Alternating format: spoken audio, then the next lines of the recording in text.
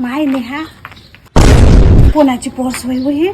राहू दे आई, उचलू गिसलू नको. चल माय पाहू दे ना काय आहे तर. राहू दे ना आई. याच्यात जरा कागदपत्र आधार कार्डच आहे हो.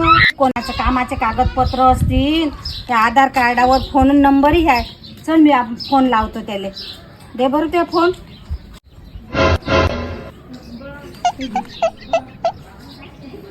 Hello hello. तुमची पर्स घेत हरपली का होत आहे? हो बाई, मी तर लयच पाहू राहिले. कुठं पडले न काय पडले का बिचारा. कोण बोलत आहे जी तुम्ही? अहो बाई, आम्ही रस्त्यानं जात होतो तर इथं कच्ची पर्स दिसली. त्याच्यात कागदपत्रही दिसले आणि आधार कार्ड होतं, त्याच्यातला नंबर पाहिला आणि तुले फोन लावला. हो बाई. बाई, तुम्ही कुठं आहे जी? तुम्ही कुठून बोलत आहे? तिथंच थांबा, मी येऊनच राहिली आता. हो आम्ही चौकात आहो बाई उभं. कुठं आहे? ते चौक नाही आहे का मातामाईच्या देवळापासचं? हा हा हा. हा तिथं. हा लवकर येशील तर ये बाई. बस निघालीच मी आता. बरोबर येत आहे हो बाई. ते 5-10 मिनिटं थांब.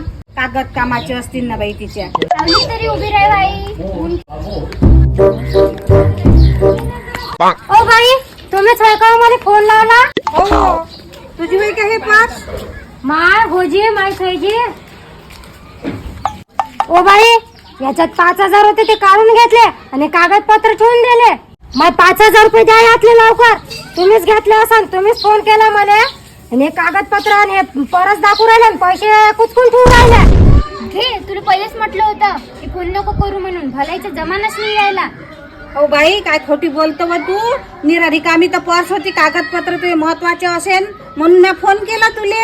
त्याच्यात आधार कार्ड होत तर काही आरोप लावतो का हो बाई मायावर? बाई, मला काही सांगू नका. याच्यात नाही 5,000 रुपये होते. कोणा त्या शपथ घेऊन सांगतो. दिसतात तर लय शरीफ तुम्ही. सारा गावालाच मी आता कल्ला करून सांगितलं दोघे मालिकी चोट्टे आहेत म्हणून. 5,000 रुपये घेतल्याशिवाय तुम्ही इथून हालतच नाही. बरं बाई, माझ्या घर जवळच आहे.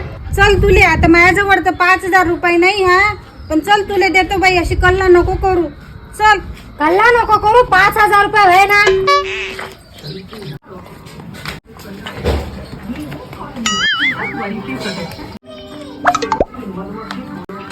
हे घे बाई तुझे 5,000 रुपये.